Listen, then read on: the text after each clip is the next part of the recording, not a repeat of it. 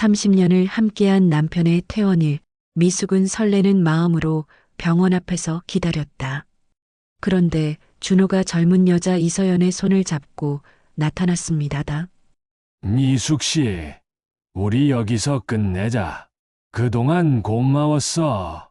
미숙은 준호의 왼손에서 사라진 결혼 반지를 발견하고 온몸이 떨렸습니다. 반지는 어디 갔어? 목소리가 떨리며 절망에 빠졌습니다. 30년 결혼 생활이 한순간에 무너져 내리는 충격적인 순간이었다. 퇴원을 축하하러 온 아내 앞에서 다른 여자의 손을 잡는 남편. 도대체 무슨 일이 벌어진 걸까요? 사연 시작 전 구독과 좋아요는 무료입니다. 살짝 눌러주시면 오늘 하루 행운이 찾아올 거예요. 자, 그럼 오늘의 드라마 속으로 함께 들어가 볼까요? 서울 성동구 재개발 예정 지역의 좁은 골목길, 오래된 건물들 사이로 이른 아침 햇살이 스며들고 있었습니다. 그 골목 한편에 자리한 작은 분식집에서는 벌써부터 분주한 소리가 들려왔습니다. 30년 된 낡은 간판에는 미숙인의 분식이라는 글씨가 바래져 있었지만 여전히 동네 사람들에게는 없어서는 안 될 소중한 공간이었습니다. 윤미숙은 새벽 5시부터 일어나 가게 준비를 시작했습니다. 58세의 나이에도 불구하고 그의 손놀림은 여전히 빠르고 정확했습니다. 가장 먼저 떡볶이 소스를 끓이기 시작했는데 이는 30년간 변하지 않은 그만의 비법이었습니다. 고추장과 설탕, 각종 양념을 정확한 비율로 섞어 끓이는 동안 달콤하면서도 매콤한 향이 가게 전체를 감쌌습니다. 오늘도 이렇게 시작하네. 미숙은 혼잣말을 하며 떡을 찬물에 담가 두었습니다. 물이 끓는 소리와 함께 가게 안은 점점 활기를 띠기 시작했습니다. 어묵을 손질하고 야채를 썰며 하루 종일 손님들을 맞을 준비를 차근차근 해나갔습니다. 이런 일상이 30년째 계속되고 있었지만 최근 몇 년간은 이 모든 일을 혼자서 해내야 했습니다. 남편 박준호의 심장병이 악화된 것은 3년 전이었습니다. 처음에는 단순한 부정맥 정도로 여겼는데 점점 숨이 차고 기력이 떨어지더니 결국 확장성 심근병증이라는 진단을 받았습니다. 의사는 심장 이식이 필요하다고 했지만 그 긴 대기 기간과 막대한 수술비는 부부에게 큰 부담이었습니다. 미숙은 그때부터 병원과 가게를 오가는 이중 생활을 시작해야 했습니다. 매일 새벽에 일어나 준호를 위한 죽을 끓였습니다. 소화가 잘 되도록 쌀을 곱게 갈고 닭뼈를 우려낸 육수에 야채를 넣어 끓인 다음 간을 맞춰보은 병에 담았습니다. 그리고 나서 가게 문을 열어 오전 장사를 하고 점심때가 되면 서둘러 병원으로 달려가 준호에게 죽을 먹여주고 간병했습니다. 오후에는 다시 가게로 돌아와 저녁 장사를 하고 밤에는 병원에서 준호 곁을 지켰습니다. 이런 생활이 계속되면서 미숙의 몸무게는 10kg이나 빠졌습니다. 거울을 볼 때마다 깜짝 놀랄 정도로 야윈 모습이었지만 미숙은 포기할 생각이 없었습니다. 우리 같이 늙어가자던 30년 전 결혼식 날의 다짐이 그를 지탱해 주었습니다. 준호가 의식을 잃고 중환자실에 있을 때도 수술비 마련을 위해 은행을 전전할 때도 미숙의 마음속에는 언젠가 다시 함께 이 작은 가게에서 손님들을 맞이할 수 있다는 희망이 있었습니다. 다행히 몇 개월 전 적합한 공여자가 나타났습니다. 준호는 심장 이식 수술을 받았고 의료진들은 수술이 성공적이었다고 말했습니다. 새로운 심장이 준호의 몸에 잘 적응하고 있었고 면역 억제제 치료도 순조롭게 진행되고 있었습니다. 담당 의사는 환자분 의지가 참 강하시네요. 부인분이 정성스럽게 돌봐주신 덕분인 것 같습니다라며 칭찬을 아끼지 않았습니다. 수술 후 2달이 지난 지금 준호의 상태는 날로 좋아지고 있었습니다. 처음에는 거동도 힘들어했지만 이제는 병실 안을 걸어 다닐 수 있을 정도로 회복되었습니다. 식욕도 돌아와서 미숙이 가져다 주는 죽을 맛있게 먹었고 가끔은 빨리 퇴원해서 가게 일을 도와야겠다고 말하기도 했습니다. 그럴 때마다 미숙의 얼굴에는 환한 미소가 번졌습니다. 어머니, 오늘도 일찍 나오셨네요. 단골 손님 중 한 명인 근처 사무실 직장인이 아침부터 가게에 들어왔습니다. 그래야죠. 우리 아저씨가 곧 퇴원하는데 손이 굳으면 안 되잖아요. 미숙은 떡볶이를 볶으며 대답했습니다. 그의 목소리에는 희망과 기대가 가득했습니다. 아저씨 많이 좋아지셨다며요? 네, 의사 선생님이 일주일 후면 퇴원할 수 있다고 하셨어요.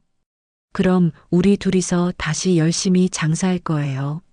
미숙의 대답에 손님도 반가워했습니다.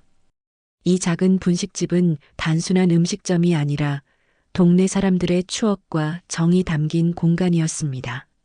학교를 다닐 때부터 이곳 떡볶이를 먹고 자란 사람들이 어른이 되어서도 여전히 찾아오는 곳이었습니다. 점심시간이 되자 가게는 손님들로 북적였습니다. 떡볶이, 순대, 어묵, 김밥까지 다양한 분식 메뉴들이 주문되었습니다. 미숙은 능숙하게 여러 음식을 동시에 조리하면서도 손님들과 자연스럽게 대화를 나누었습니다. 사장님 떡볶이 맛은 정말 변하지 않네요. 30년째 같은 방식으로 만들고 있으니까요. 우리 아저씨도 처음에 이 떡볶이 먹고 결혼하자고 했어요. 오후가 되어 손님들이 줄어들자 미숙은 준호를 위한 점심을 준비했습니다. 오늘은 특별히 닭죽을 끓였는데 이는 준호가 가장 좋아하는 메뉴였습니다. 쌀을 곱게 갈아 끓이고 닭가슴살을 잘게 찢어 넣은 다음 당근과 양파를 다져 넣어 영양을 더했습니다. 마지막에 참기름을 살짝 둘러 고소한 향을 냈습니다.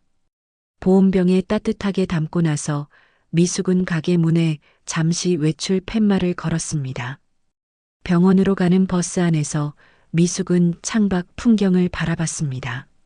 재개발이 예정된 이 지역도 조만간 크게 변할 예정이었습니다.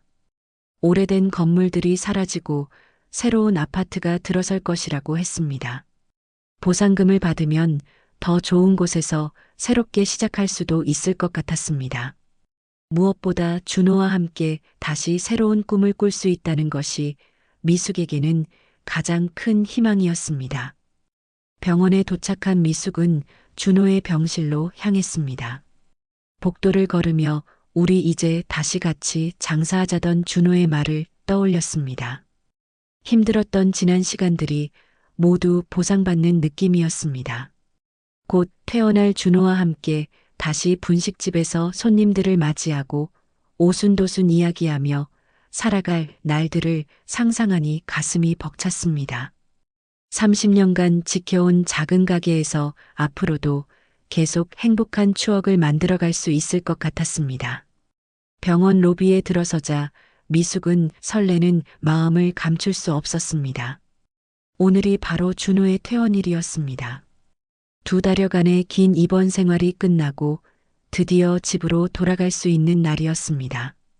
미숙은 준호가 좋아하는 닭죽이 담긴 보온병을 꼭 쥐고 엘리베이터에 올랐습니다. 엘리베이터 안에서도 입가에 미소가 사라지지 않았습니다. 7층 심장내과 병동에 도착하자 간호사들이 반갑게 인사했습니다. 사모님, 오늘 드디어 퇴원이시네요. 얼마나 기다리셨어요? 네, 정말 오랜 시간이었어요. 그동안 너무 고생 많으셨습니다. 미숙은 그동안 남편을 돌봐준 의료진들에게 진심으로 감사 인사를 전했습니다. 간호사들도 미숙의 헌신적인 간병을 기억하고 있었습니다. 준호의 병실 문을 열자 남편은 이미 퇴원 준비를 마치고 침대에 앉아 있었습니다. 깔끔하게 면도를 하고 평상복을 입은 모습이 한결 건강해 보였습니다. 여보 왔네. 준호가 미숙을 보며 미소를 지었습니다. 응, 죽 가져왔어. 마지막 병원 식사로 먹자. 미숙은 보온병을 열어 김이 모락모락 나는 닭죽을 그릇에 담아주었습니다. 와, 향이 정말 좋다. 역시 우리 미숙이가 끓인 죽이 최고야. 준호는 한 숟가락 떠먹으며 만족스러워했습니다. 미숙은 남편이 맛있게 먹는 모습을 보며 흐뭇해했습니다. 이제 집에 가서 제대로 된 음식 해줄게. 그동안 병원 음식만 먹느라 고생했지? 고마워, 미숙아. 정말 내가 없었다면 난 어떻게 됐을지 몰라. 담당 의사가 병실을 방문해 마지막 검진을 했습니다. 상태가 아주 좋습니다. 꾸준히 약 복용하시고 정기 검진만 받으시면 됩니다. 무리하지 마시고 천천히 일상으로 복귀하세요. 의사의 말에 부부는 안도의 한숨을 쉬었습니다. 정말로 모든 것이 끝났고 이제 새로운 시작만이 남아 있었습니다. 퇴원 수속을 마치고 병원 1층 로비로 내려왔습니다. 미숙은 준호의 팔을 조심스럽게 부축하며 걸었습니다. 천천히 걸어. 아직 무리하면 안 돼. 알겠어. 그런데 정말 기분이 좋다. 드디어 우리 집으로 가는구나. 준호의 목소리에는 기쁨이 가득했습니다. 병원 정문 앞에서 택시를 기다리고 있을 때였습니다. 갑자기 누군가가 준호의 이름을 불렀습니다. 박준호 씨. 돌아보니 젊은 여성이 다가오고 있었습니다. 키가 크고 단정한 옷차림의 여성이었는데 미숙은 처음 보는 얼굴이었습니다. 누구세요? 미숙이 의아해하며 물었습니다. 안녕하세요. 저는 이서연입니다. 병동 코디네이터로 일하고 있어요. 서연은 정중하게 인사했습니다. 32세 정도로 보이는 그녀는 미숙보다 한 세대 젊어 보였습니다.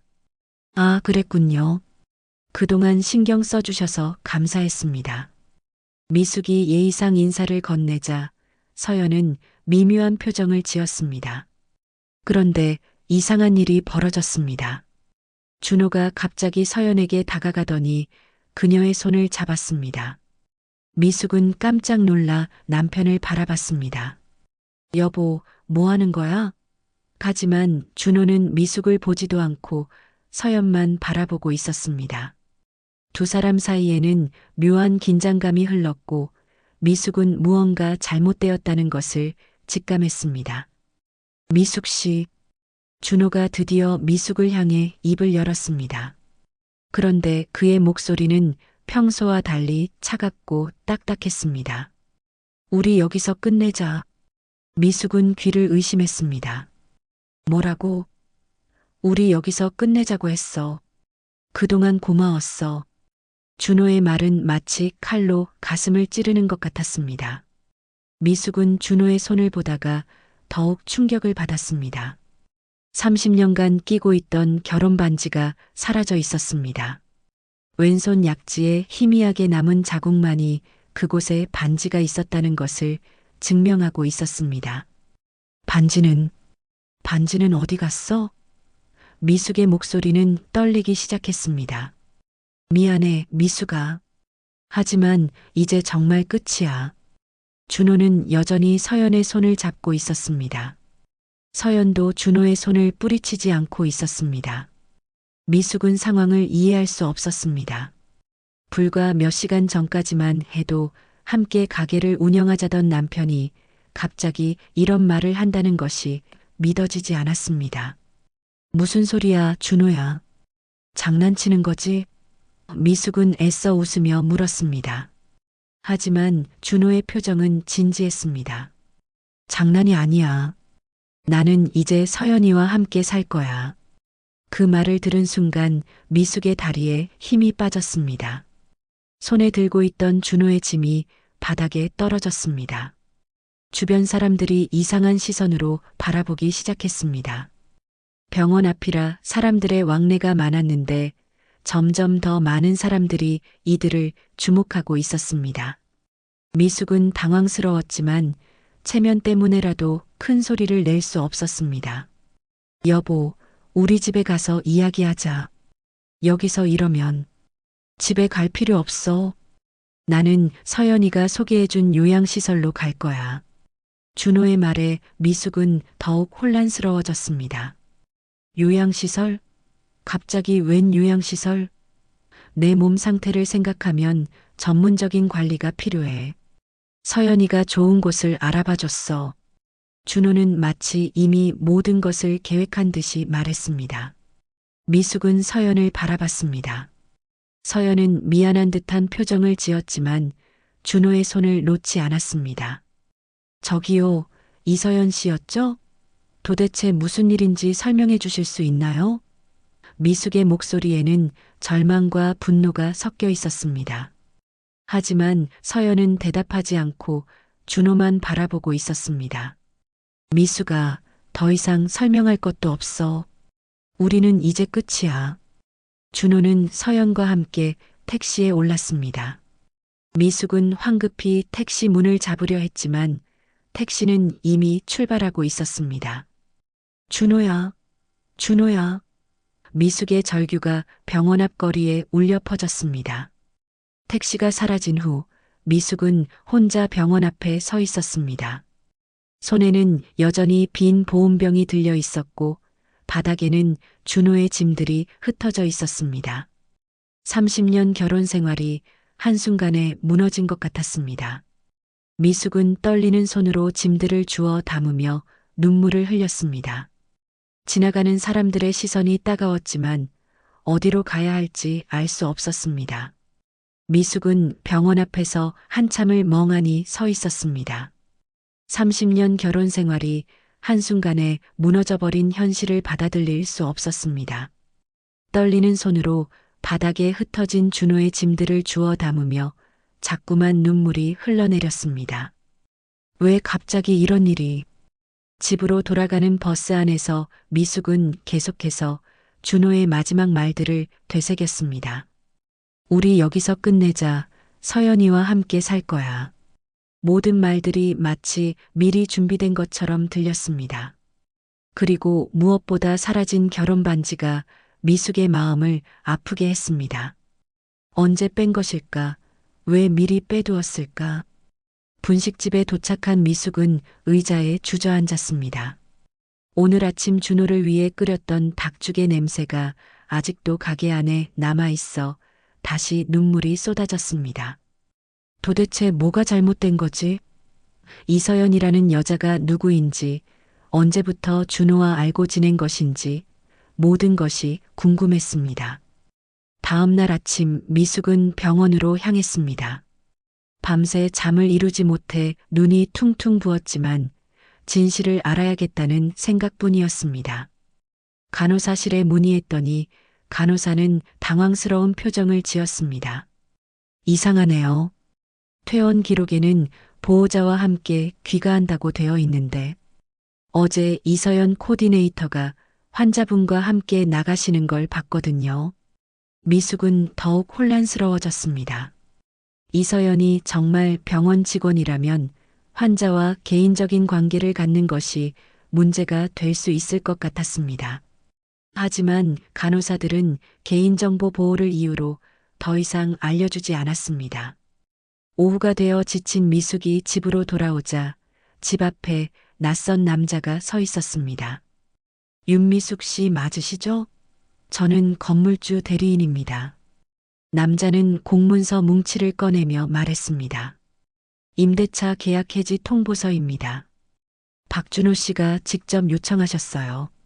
미숙은 서류를 받아보고 경악했습니다. 가게와 주거용 건물의 임대차 계약이 모두 준호 명의였는데 그가 일방적으로 계약 해지를 요청한 것이었습니다. 이건 말도 안 돼요. 저도 여기서 30년째 살고 있는데 남편 혼자 결정할 수 있는 일이 아니에요. 죄송하지만 계약자 본인이 직접 요청한 일이라서요. 한 달 안에 나가셔야 합니다. 미숙은 무너져 내렸습니다. 남편을 잃은 것도 모자라 이제는 집과 가게까지 잃을 위기에 처한 것이었습니다. 연락처라도 알려주세요. 남편과 직접 이야기해야겠어요. 저희도 전화로만 연락받았어서요. 그날 저녁 동네 아주머니들이 가게 앞에 모여들었습니다. 미수가 무슨 일이야? 왜 가게 문을 안 열어? 아저씨 퇴원했다며? 어디 갔어? 미숙은 차마 사실을 말할 수 없어 몸이 갑자기 안 좋아져서 라고 둘러댔습니다. 이튿날 아침 미숙은 다시 병원 로비에서 이서연을 기다렸습니다. 오후 3시쯤 드디어 이서연이 나타났습니다. 미숙은 급히 다가가 그를 붙잡았습니다. 이서연 씨죠? 저 좀 봐주세요. 우리 남편이 어디 있는지 알려주세요. 이게 대체 무슨 일인지 설명도 없이 이럴 수는 없어요. 미숙의 목소리는 절박했습니다. 이서연은 당황한 기색을 보이며 망설였습니다. 죄송해요. 하지만 제가 말씀드릴 수 있는 것은 없어요. 왜요? 당신이 우리 남편을 꼬신 거 아니에요? 미숙이 목소리를 높이자 주변 사람들이 쳐다보기 시작했습니다. 그런 게 아니에요. 오해세요. 그럼 뭐예요? 30년 결혼 생활을 하루아침에 끝내고 당신과 함께 도망간 이유가 뭐예요? 이서연은 조심스럽게 말했습니다. 사정이 복잡해요. 하지만 제가 자세히 설명드릴 수는 없어요. 이해하라고요? 내가 뭘 이해해야 하는데요? 미숙의 눈에는 눈물이 고였습니다. 이서연은 미안한 표정을 지으며 발걸음을 옮겼습니다. 잠깐요. 미숙이 다시 이서연을 불렀습니다. 최소한 남편이 어디 있는지는 알려주세요. 제발이요. 이서연은 뒤돌아보며 잠시 고민하는 표정을 지었습니다. 그리고 작은 목소리로 말했습니다. 강남에 있는 프리미엄 실버 케어 센터예요. 하지만 미숙은 이서연의 말을 끝까지 듣지 않고 병원을 나섰습니다. 마침내 준호가 어디 있는지 알아냈습니다. 택시를 타고 강남으로 향하면서 미숙은 마음을 다잡았습니다. 30년 동안 함께 살아온 부부 사이에 이렇게 갑작스럽게 헤어질 이유는 없다고 믿었습니다. 분명 무슨 오해나 착각이 있을 것이라고 생각했습니다. 실버케어 센터에 도착한 미숙은 깔끔하고 고급스러운 건물에 압도당했습니다. 이런 곳의 비용이 얼마나 될지 감히 상상도 할 수 없었습니다. 접수대에서 박준호 환자 면회 왔습니다라고 말했지만 직원은 고개를 저었습니다. 면회 금지 명단에 올라 있으시네요. 환자분이 직접 요청하신 사항입니다. 미숙은 귀를 의심했습니다. 준호가 자신의 면회를 금지시켰다는 것이었습니다. 말도 안 돼요. 저는 부인이에요. 30년을 함께 산 아내라고요. 하지만 직원은 규정이라며 단호히 거절했습니다. 미숙은 로비에서 하염없이 눈물을 흘렸습니다. 실버케어 센터 로비에서 눈물을 흘리던 미숙은 포기할 수 없었습니다. 30년을 함께 살아온 남편이 자신의 면회를 거부한다는 것이 믿어지지 않았습니다. 미숙은 센터 주변을 맴돌며 다른 방법을 찾아보기로 했습니다. 점심시간이 되자 직원들이 나와 근처 식당으로 향하는 것을 보고 미숙도 그들을 따라갔습니다. 식당에서 미숙은 센터 간병인으로 보이는 중년 여성에게 조심스럽게 다가갔습니다. 실례합니다. 혹시 박준호라는 환자 아세요? 간병인은 고개를 끄덕였습니다. 아, 새로 오신 분이요? 그런데 누구세요? 저는 가족인데요. 면회가 안 된다고 해서요. 아, 그분 사정이 좀 복잡하시더라고요. 젊은 여자분이 자주 오시는데 딸인가 했더니 그것도 아니고. 간병인의 말에 미숙의 가슴이 철렁했습니다. 젊은 여자분이요? 네, 이서연 씨라고 하던데요. 거의 매일 와서 돌봐주시더라고요. 환자분도 그분한테만 의존하시고. 미숙은 더 이상 들을 수 없었습니다. 이서연이 매일 준호를 돌보고 있다는 사실이 가슴을 찢어 놓았습니다. 자신이 30년간 해온 일을 이제 다른 여자가 하고 있다는 현실이 참혹했습니다. 혹시 그분들이 언제 만났는지 아세요? 잘 모르겠어요. 하지만 환자분이 수술할 때부터 알고 지낸 것 같더라고요. 미숙은 식당을 나와 다시 병원으로 향했습니다. 수술할 때부터 알고 지냈다는 말이 머릿속에서 맴돌았습니다. 그렇다면 이미 몇 달 전부터 둘 사이에 무언가가 있었다는 뜻일까요? 미숙은 준호의 수술 과정을 되짚어보기 시작했습니다. 병원에 도착한 미숙은 심장내과 간호사실을 찾았습니다. 죄송한데요. 제 남편 박준호 수술 당시 기록을 좀 볼 수 있을까요? 간호사는 당황스러운 표정을 지었습니다.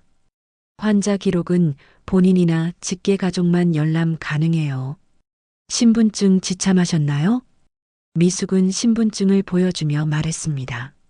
저는 부인이에요. 수술비 후원에 대해서 알고 싶어요. 간호사는 컴퓨터를 확인한 후 놀란 표정을 지었습니다. 이상하네요. 여기 수술비 후원자 명단에 이서연 씨 이름이 있어요. 상당한 금액이네요. 미숙은 충격을 받았습니다. 후원자요? 그게 무슨 뜻이에요? 저희 병원에는 경제적으로 어려운 환자들을 위한 후원 시스템이 있어요. 익명으로 수술비를 지원해 주시는 분들이 계시거든요. 이서연 씨가 박준호 환자분 수술비를 일부 후원해 주셨네요. 얼마나요? 3천만 원입니다. 덕분에 수술 대기 순서가 앞당겨졌고 간호사의 말이 끝나기도 전에 미숙은 현기증을 느꼈습니다. 3천만 원이라는 거액을 이서연이 준호를 위해 냈다는 것이었습니다. 그것도 모르는 사람을 위해서 말입니다. 왜 모르는 사람을 위해 그런 큰 돈을? 미숙은 중얼거렸습니다. 간호사도 고개를 갸우뚱했습니다. 저희도 처음엔 신기했어요. 보통은 가족이 아닌 이상 그런 거액을 후원하지 않거든요. 그런데 이서연 씨가 특별히 박준호 환자를 지정해서 후원하겠다고 하시더라고요. 미숙의 머릿속이 복잡해졌습니다. 단순한 불륜이 아니라 뭔가 더 깊은 사연이 있는 것 같았습니다. 언제부터 후원을 시작했나요? 수술 한 달 전쯤이었어요. 그때부터 이서연 씨가 종종 병실에 와서 환자분을 돌봐주시기 시작했고요. 미숙은 그때를 떠올려 봤습니다. 한 달 전이면 준호의 상태가 가장 위급했던 시기였습니다. 수술 대기 명단에서 순서를 기다리며 하루하루가 불안했던 때였습니다. 그런데 갑자기 수술 일정이 앞당겨졌다고 연락이 왔었는데 그것이 이서연의 후원 때문이었다는 것을 이제야 알게 되었습니다. 그런데 이상한 게 있어요. 간호사가 덧붙였습니다. 이서연 씨가 후원할 때 특별한 조건을 걸었거든요. 환자분이 완전히 회복될 때까지 자신이 직접 돌보겠다고 하시면서요. 마치 개인적인 사연이 있는 것처럼 보였어요. 미숙은 점점 더 혼란스러워졌습니다. 도대체 이서연이 누구이기에 모르는 사람을 위해 그런 거액을 쓰면서까지 돌보려고 하는 것일까요? 그리고 준호는 그 사실을 알고 있었을까요? 혹시 그래서 준호가 자신을 버리고 이서연을 선택한 것일까요? 미숙은 간호사에게 더 자세한 정보를 얻으려 했지만 개인정보 보호 때문에 더 이상은 알려줄 수 없다고 했습니다. 미숙은 병원을 나서며 머릿속을 정리해 보려 했습니다. 이서연이 단순한 병원 직원이 아니라 준호에게 특별한 의미가 있는 존재라는 것은 분명해 보였습니다. 집으로 돌아가는 길에 미숙은 동네 사람들과 마주쳤습니다. 미숙아, 요즘 가게 왜 안 열어? 걱정됐잖아. 단골 손님들이 걱정스럽게 물었습니다. 아저씨 퇴원했다며? 어디 갔어? 미숙은 더 이상 거짓말을 할 수 없어 고개를 숙였습니다. 사실은 미숙이 입을 열려는 순간 동네 아주머니 중 한 명이 수군거렸습니다. 어머, 미숙이 혹시 재개발 보상금 노리고 있는 거 아니야? 요즘 남편이랑 같이 안 다니더라고. 에이, 설마. 미숙이가 그럴 사람이야? 아니야, 분명히 뭔가 있어. 30년째 붙어 살던 부부가 갑자기 따로 다니겠어? 미숙은 귀를 의심했습니다. 재개발 보상금을 노린다는 소문이 이미 퍼지고 있었던 것입니다. 아니에요. 그런 게 아니에요. 미숙이 황급히 해명했지만 사람들의 시선은 이미 의심스러워 보였습니다. 그럼 아저씨는 어디 갔어? 왜 혼자 다녀? 미숙은 대답할 수 없었습니다. 남편이 다른 여자와 떠났다고 말할 수도 없고 그렇다고 계속 거짓말을 할 수도 없었습니다. 결국 미숙은 아무 말 없이 집으로 들어가 버렸습니다. 문을 닫고 나서야 미숙은 무너져 내렸습니다. 그날 밤 미숙은 잠들 수 없었습니다. 이서연이 3천만 원이라는 거액을 후원한 이유가 무엇인지, 준호와는 어떤 관계인지 모든 것이 궁금했습니다. 그리고 동네에 퍼진 소문도 걱정이었습니다. 이대로 가다가는 30년간 쌓아온 신뢰까지 잃게 될 것 같았습니다. 새벽이 되어서야 미숙은 결심했습니다. 직접 이서연을 찾아가서 진실을 알아내야겠다고 생각했습니다. 그리고 준호에게도 직접 만나서 이 모든 상황에 대해 설명을 들어야 했습니다. 30년 결혼 생활이 이렇게 끝날 수는 없다고 믿었습니다. 다음 날 아침 미숙은 일찍 일어나 이서연을 찾기 위해 병원으로 향했습니다. 하지만 간호사실에서는 이서연 코디네이터는 오늘 휴무입니다라는 답변만 돌아왔습니다. 미숙은 하루 종일 병원 로비에서 기다렸지만 이서연은 나타나지 않았습니다. 집으로 돌아가는 길에 미숙은 가게 앞에 모여 있는 동네 사람들을 발견했습니다. 저기 미숙이 온다. 누군가 속삭이자 사람들이 일제히 미숙을 바라봤습니다. 분위기가 심상치 않았습니다. 미숙아, 여기 좀 와봐. 동네 이장이 미숙을 불렀습니다. 무슨 일이세요? 미숙이 다가가자 이장은 심각한 표정으로 말했습니다. 미숙아, 소문이 안 좋게 돌고 있어. 너희 부부가 재개발 보상금을 더 받으려고 가짜로 별거하고 있다는 얘기가 나돌고 있어. 그런 게 아니에요. 정말로. 그럼 준호는 어디 갔어? 퇴원했다며? 주변 사람들이 점점 더 몰려들었습니다. 혹시 다른 데서 장사하는 거 아니야? 여기서는 가게 안 열고? 아니면 정말 보상금 때문에 꼼수 부리는 거야? 사람들의 목소리가 점점 높아졌습니다. 미숙은 당황했습니다. 정말 그런 게 아니에요. 남편이 아파서 뭐? 멀쩡히 퇴원했다며? 그럼 왜 가게 안 열어? 30년 동안 하루도 안 쉬던 사람이? 사람들의 추궁이 계속되자 미숙은 말문이 막혔습니다. 그때 한 아주머니가 나서며 말했습니다. 미숙아, 우리가 바보야? 재개발 앞두고 갑자기 이상하게 행동하니까 의심스럽지. 맞아. 혹시 이혼하는 척해서 보상금 2번 받으려는 거 아니야? 미숙은 억울해서 눈물이 났습니다. 정말 아니에요. 그런 게 아니라고요. 그럼 준호 어디 있는지 말해봐. 이장이 다그쳤습니다. 미숙은 입술을 깨물었습니다.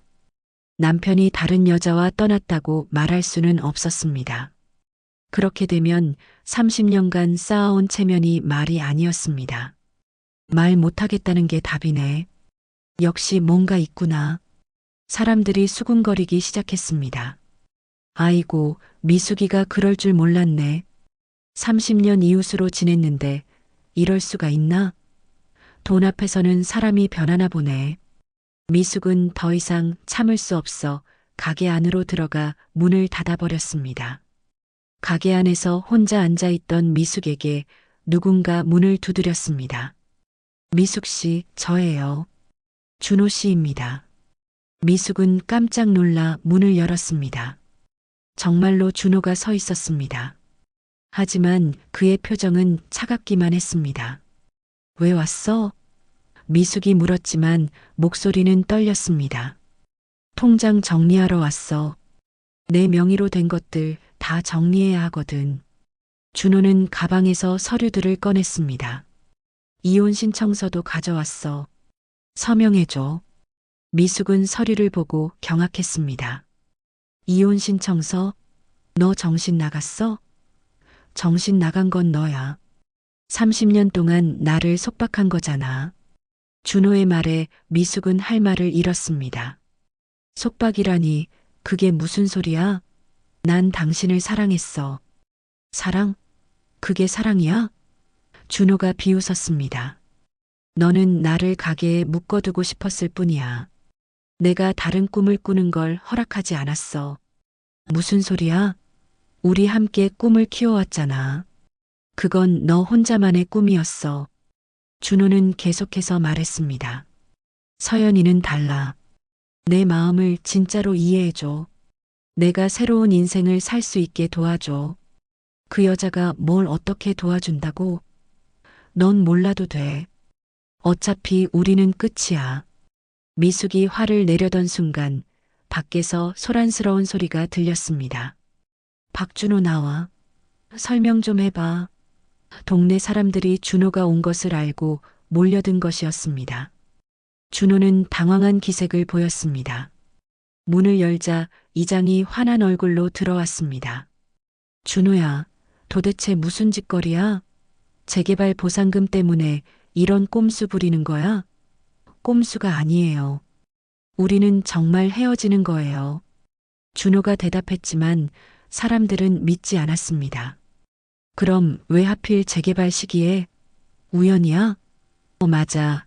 30년 잘 살던 부부가 갑자기 헤어진다고? 사람들의 목소리가 점점 높아졌습니다. 준호는 짜증을 내며 말했습니다. 내 목숨을 살린 건 서연이야. 앞으로 내 인생은 그녀와 살 거야. 순간 가게 안이 조용해졌습니다. 사람들은 준호의 말을 이해할 수 없다는 표정이었습니다. 서연이가 누군데? 목숨을 살렸다고? 준호는 주머니에서 무언가를 꺼내 테이블에 내려놓았습니다. 그것은 미숙명의 통장이었습니다. 이것도 가져가. 이제 난 서연이랑 새로 시작할 거야. 준호의 말에 미숙은 기가 막혔습니다. 미쳤구나. 정말 미쳤어. 준호는 대답하지 않고 가게를 나가려 했습니다. 하지만 사람들이 가로막았습니다. 야, 박준호. 30년 같이 산 아내를 이렇게 버리고 가는 거야? 그 서연이란 여자가 뭔데? 사람들의 비난이 쏟아졌습니다. 준호는 화를 내며 소리쳤습니다. 다들 상관없어. 내 인생이야.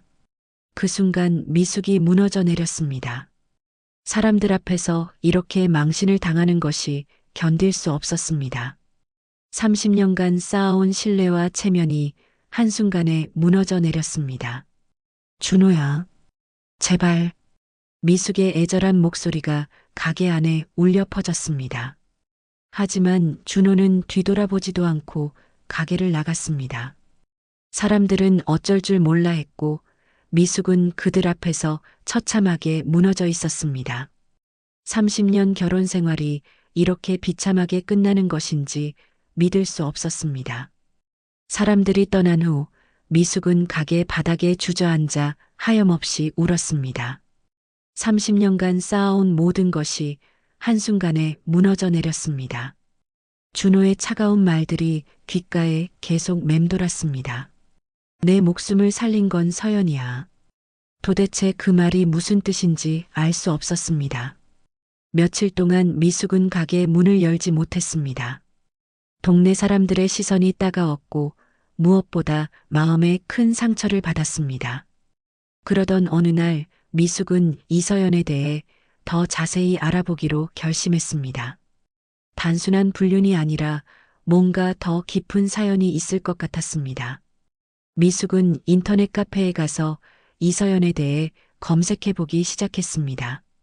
소셜미디어와 각종 사이트를 뒤져가며 이서연의 과거를 찾아봤습니다. 처음에는 별다른 정보를 찾을 수 없었지만 몇 시간 후 중요한 단서를 발견했습니다.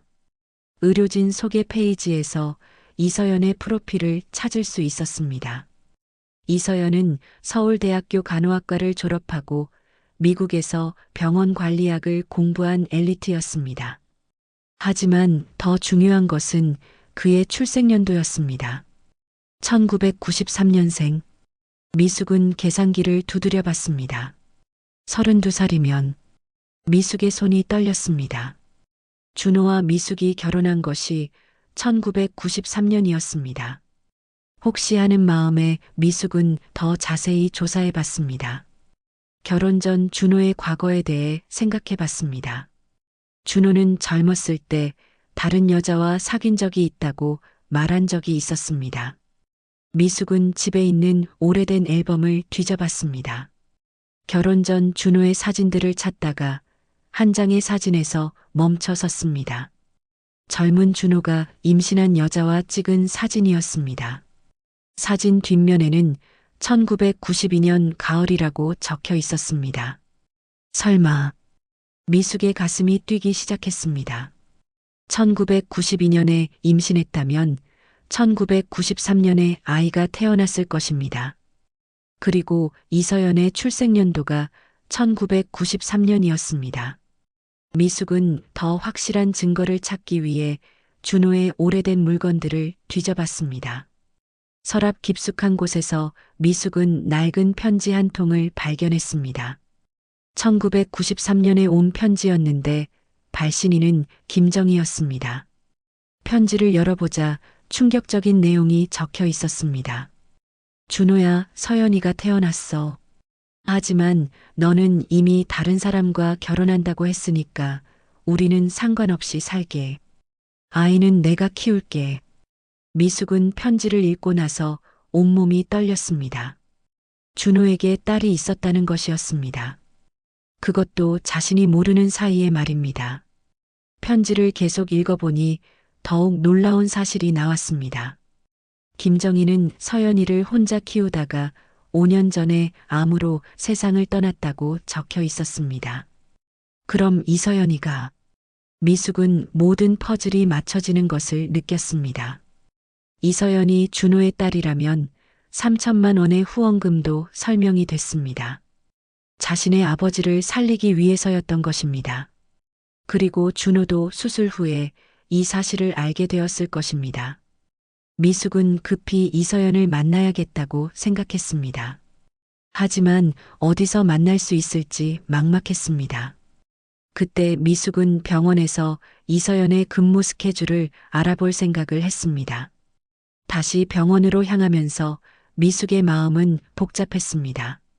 병원에 도착한 미숙은 간호사실에서 이서연을 기다렸습니다. 오후 2시쯤 드디어 이서연이 나타났습니다. 이서연 씨, 미숙이 부르자 이서연은 놀란 표정을 지었습니다. 어머님, 이야기할 게 있어요. 조용한 곳에서 만나요. 병원 카페테리아에서 두 사람은 마주 앉았습니다. 미숙은 발견한 편지를 이서연에게 보여줬습니다. 이거 당신 어머니 편지 맞죠? 이서연은 편지를 보자 눈물을 흘리기 시작했습니다. 어떻게 이걸? 준호가 당신 아버지죠? 이서연은 고개를 끄덕였습니다. 맞아요. 하지만 저는 최근에야 알게 됐어요. 언제 알았어요? 어머니가 돌아가시기 전에 말씀해 주셨어요. 제 친아버지가 박준호라고 심장병을 앓고 있다고. 이서연의 목소리는 떨렸습니다. 그래서 후원금을 낸 거군요. 미숙이 말하자 이서연은 고개를 끄덕였습니다. 제가 할 수 있는 마지막 효도라고 생각했어요. 비록 아버지는 제 존재도 모르셨지만요. 준호는 언제 알았어요? 수술 후에 제가 직접 말씀드렸어요. 이서연이 계속 말했습니다. 처음에는 믿지 않으시더라고요. 하지만 어머니 사진과 편지를 보여드리니까 인정하셨어요. 그리고 나서부터 저를 딸로 받아들이시겠다고 하셨어요. 그래서 준호가 저를 버린 거군요. 미숙의 목소리에는 서러움이 배어 있었습니다. 아니에요. 이서연이 급히 손을 저었습니다. 저는 아버지에게 어머님과 헤어지라고 말한 적 없어요. 오히려 어머님께 죄송하다고 했어요. 30년 동안 저 때문에 모르고 고생하셨다고. 그럼 왜 준호가 저를 떠난 거예요? 이서연은 한참 망설이다가 입을 열었습니다. 아버지가 죄책감에 시달리고 계세요. 제게 아무것도 해준 게 없다면서 남은 인생이라도 저를 위해 살겠다고 하시더라고요. 그런데 제가 원하는 건 그런 게 아니라고 말씀드렸어요. 당신이 원하는 게 뭔데요? 미숙이 물었습니다. 이서연은 눈물을 닦으며 대답했습니다. 저는 그냥 가족이 되고 싶어요. 어머님도 제 어머니처럼 생각하고 싶어요. 30년 동안 아버지를 사랑으로 돌봐주신 분이잖아요. 미숙은 이서연의 말을 듣고 마음이 복잡해졌습니다. 이서연이 악한 의도가 있었던 것이 아니라는 것을 알게 되었습니다. 오히려 준호가 혼자서 극단적인 선택을 한 것이었습니다. 그럼 지금 준호는 어디 있어요? 요양원에 계세요. 하지만 계속 어머님 생각만 하세요. 미숙은 이서연과의 대화를 마치고 집으로 돌아오는 길에 많은 생각을 했습니다. 준호가 죄책감 때문에 극단적인 선택을 했다는 것을 알게 되었지만 여전히 상처는 아물지 않았습니다. 30년 결혼 생활 동안 남편에게 숨겨진 딸이 있었다는 사실 자체가 충격이었습니다.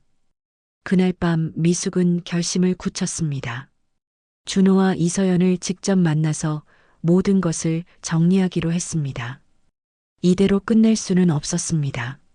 설령 이혼을 하게 되더라도 30년간의 헌신을 인정받고 싶었습니다.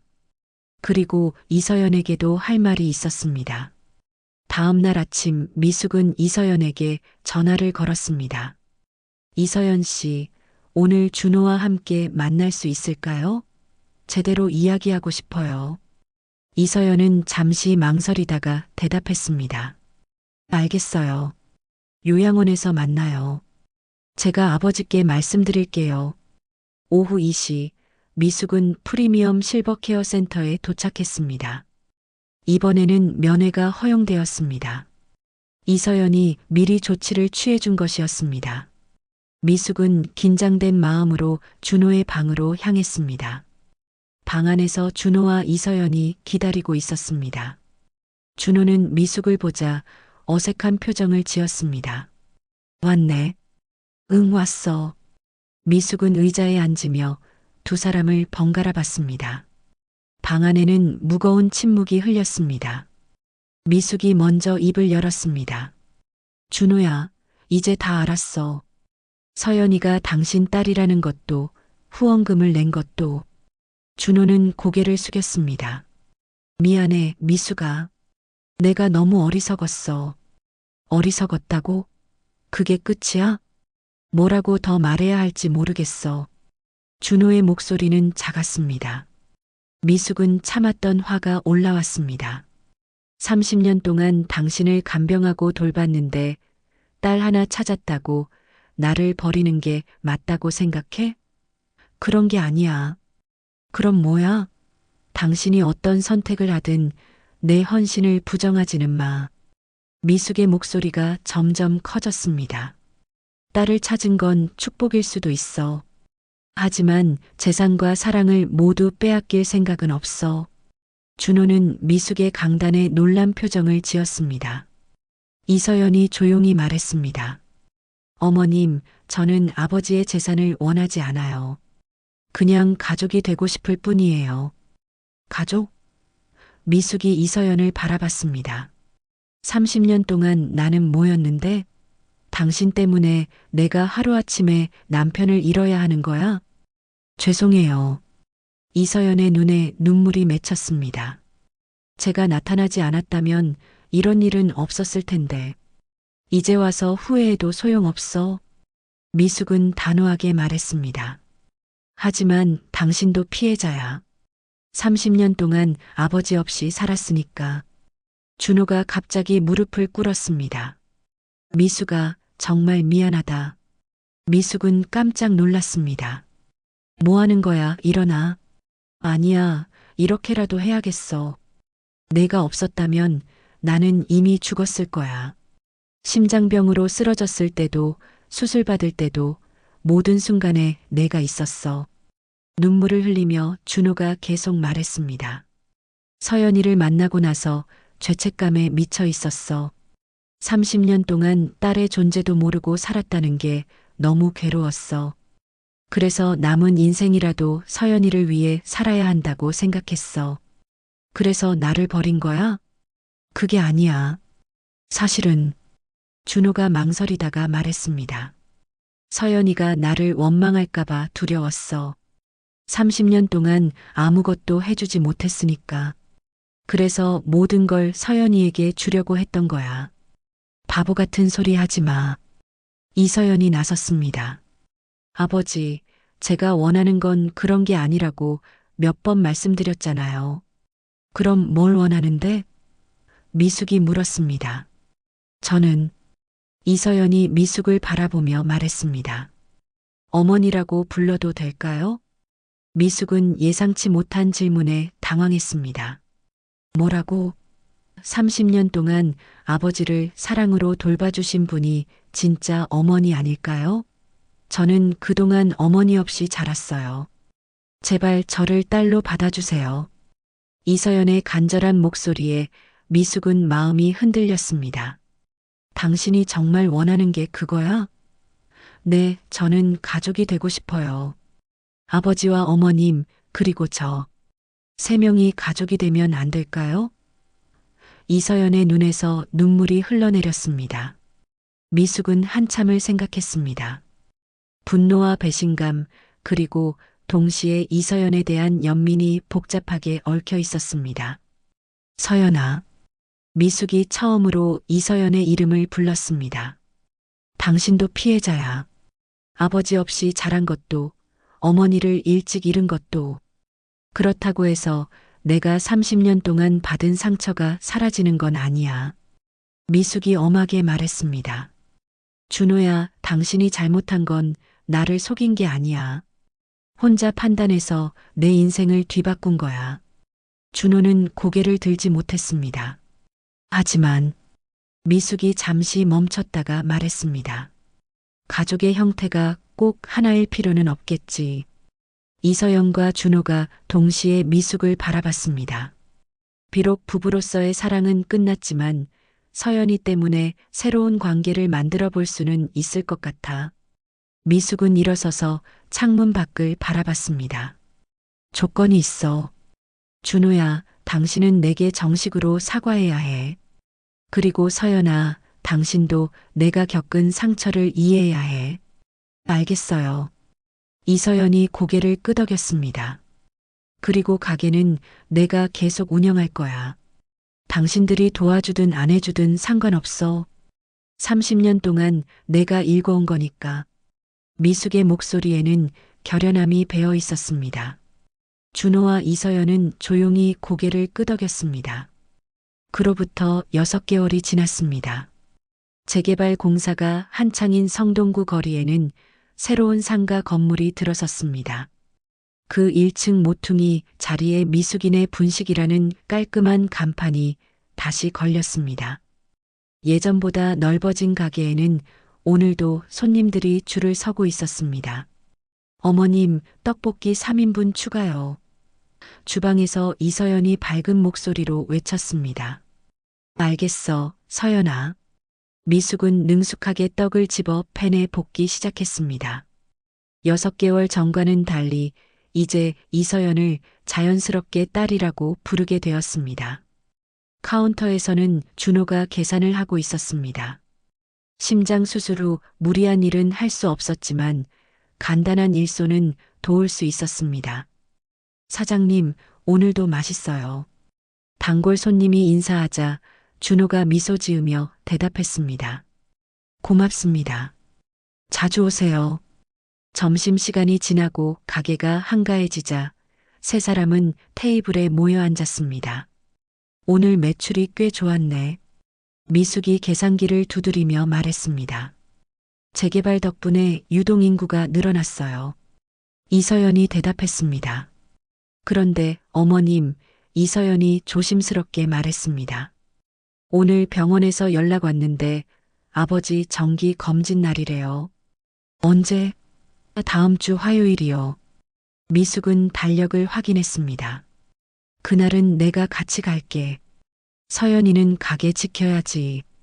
준호가 놀란 표정으로 미숙을 바라봤습니다. 미숙아, 괜찮아? 뭐가 괜찮냐, 안 괜찮냐? 30년 간병한 사람이 검진 따라가는 게 이상해? 미숙의 말에 준호는 미안한 표정을 지었습니다. 고마워. 이서연이 웃으며 말했습니다. 우리 가족 참 특이하죠? 이혼한 부부와 딸이 함께 가게 운영하고 특이하긴 해. 하지만 나쁘지 않아. 미숙도 웃었습니다. 처음에는 어색했지만 이제는 이런 관계도 괜찮다고 생각했습니다. 저녁 준비를 위해 미숙이 다시 주방으로 향했을 때 이서연이 따라왔습니다. 어머님, 정말 고마워요. 뭐가? 저를 받아주셔서요. 아무 조건 없이 딸로 인정해 주셔서요. 미숙은 떡볶이 소스를 젓다가 손을 멈췄습니다.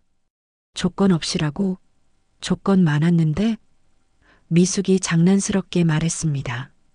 가게 일 도와주기, 준호 간병하기, 그리고 가장 중요한 건 뭐예요? 내 떡볶이 레시피 배우기.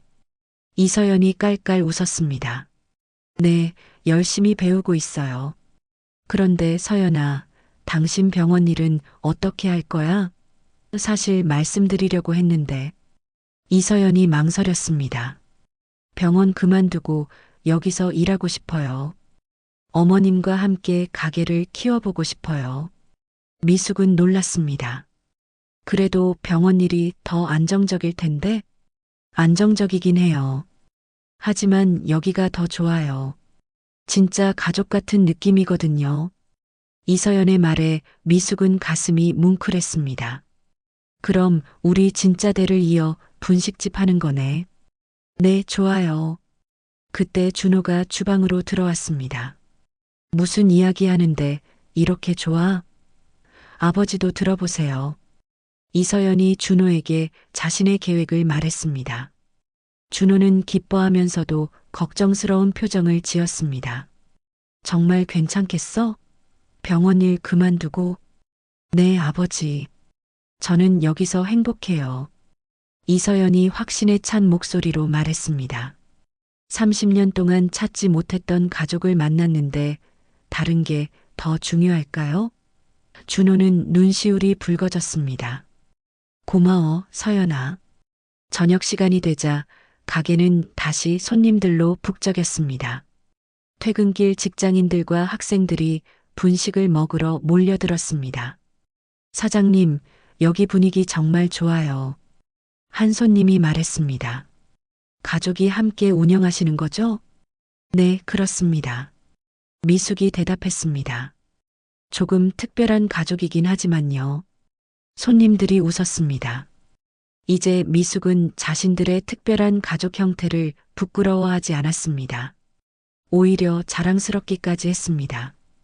밤 10시 가게 문을 닫고 정리를 마친 후 세 사람은 함께 차를 마셨습니다. 오늘도 수고했어.